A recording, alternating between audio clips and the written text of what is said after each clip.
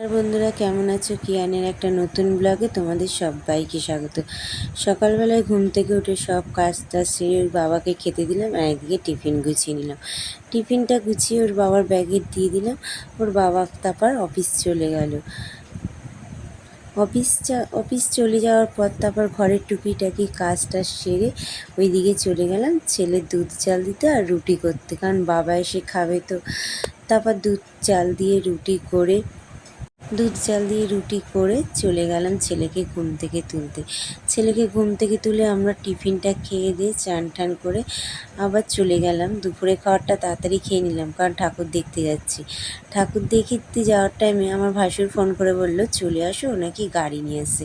ও ধর্মতলা অবধি ছেড়ে দিয়েছে। তারপর ওখান থেকে মেট্রো ধরে আমরা চলে গেলাম শোভাবাজারে। ওই লাইনে যে কটা ঠাকুর আছে সব কটাই দেখেছি। এই ঠাকুরটাও খুব সুন্দর, তোমরাও দেখো, আশা করি তোমাদেরও সবারই খুব ভালো লাগে। ঠাকুর দেখে বেরিয়ে আসার টাইমে দেখছি এই বাচ্চা মেয়েটা না দড়ির ওপর দিয়ে হাঁটছে। আমার তো দেখে ভয় লাগে, জানি না এরা কী করে পারে। তারপরে এই রেডিও, এটা দেখতে না ভেতরটা খুবই সুন্দর করেছে, এত সুন্দর লাগে বলার কথা না। তোমরা পারলে কেউ একবার ঘুরে এসো, দেখে এসো, তোমাদেরও ভালো লাগবে আশা করি। তারপর চলে গেলাম নেক্সট ঠাকুর দেখতে। রাস্তায় দেখো প্যান্ডেল লাইটিং দিয়ে এত সুন্দর সাজিয়েছে না, দেখতে খুব ভালো লাগছে।